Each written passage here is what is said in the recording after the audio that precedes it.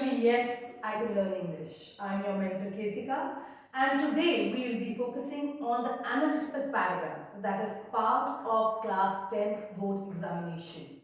आप सभी जानते हैं कि क्लास 10th में डिस्क्रिप्टिव राइटिंग के एक सेक्शन में एनालिटिकल पैराग्राफ आने वाला है जो 100 से 120 वर्ड्स के बीच में आपको डिस्क्राइब करना होगा and which would be basically based on either a pie chart और अ बार ग्राफ और अ टेबल और एनी काइंड ऑफ इंफॉर्मेशन।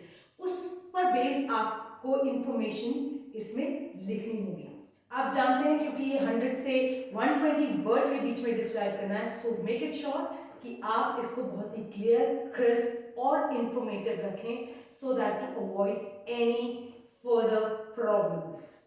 तो ये जो पैराग्राफ है ये आप सबने लिखा भी है, अटेम्प्ट भी किया है और बहुत बार आपकी टीचर से आपको ये कमेंट मिले होंगे that you have not used the proper words which can relate to one from one information to other. बहुत बार आपकी टीचर ने बात आपसे कही होगी कि आपने करेक्ट वर्ड्स का यूज नहीं किया है, and I am sure she must have told you about the words also. लेकिन वो वर्ड्स जो है समहाउ हमारे दिमाग से निकल जाते हैं और हम एनालिटिकल पैराग्राफ को जस्टिफिकेशन नहीं दे पाते हैं। तो जस्टिफिकेशन कैसे दिया जाए? That's very easy because information तो आप उसको पढ़कर दे देंगे, but there are certain words which if you use तो आपका पैराग्राफ बहुत in depth हो जाएगा and you are definitely going to get the good marks for that. And obviously everyone wants to get the good marks in board examination. Not only the board examination, हमेशा ही हमें अच्छे marks चाहिए ही होते हैं। So कौन से ऐसे words हैं जिनको हमें ध्यान में रखना है और हमें अपने एनालिटिकल पैराग्राफ को और भी बेटर बनाना है? वो कौन से वर्ड्स हैं? Let me first talk about those words, very simple but connecting words जो आप बार बार यूज करते हैं। They are but, and, also, anyway. These kind of words are maximum used in analytical paragraph. तो इनकी जगह पर कुछ ऐसे वर्ड्स का यूज करें जो आपके एनालिटिकल पैराग्राफ को वाकई ही प्रोफेशनल काइंड का दिखाए। दो language I would say should be very simple. हमेशा आप सिंपल लैंग्वेज का यूज करें, पर कुछ वर्ड्स जब आप कनेक्ट कर देते हैं, कनेक्टर्स जब आप लगा देते हैं अच्छे से, तो आपका राइटिंग जो है वो बहुत इन्फ्लुएंशियल हो जाता है।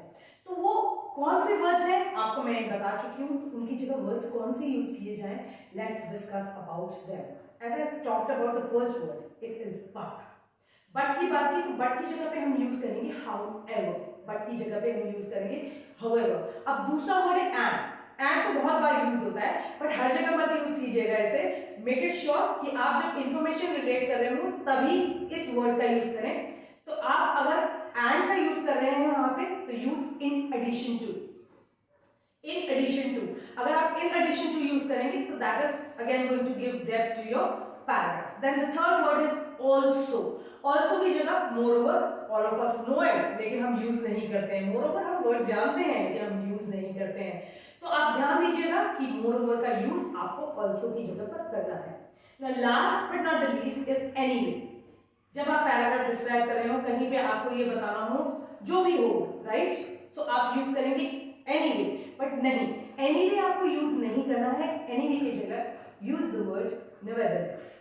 And I would also like to tell you that personal opinions are not welcome in analytical paragraph. But still, you know, in the last line, if you wish to say, I think, कुछ भी आप एक हल्का सा opinion अपना देना चाहते हैं, तो आप I think की जगह अगर use करेंगे in my opinion, again that would be very, very influential. So I hope the information that I have provided you with today is beneficial for you and you're going to use these words in your next analytical paragraph. Please remember to like and subscribe my channel. I love you all, and also I would like to add on certain information. If you need what to write in first, second and third paragraph of analytical paragraph, please let me know in the comment box and I'll get over to you. Thank you. I love you all. Bye-bye and take care.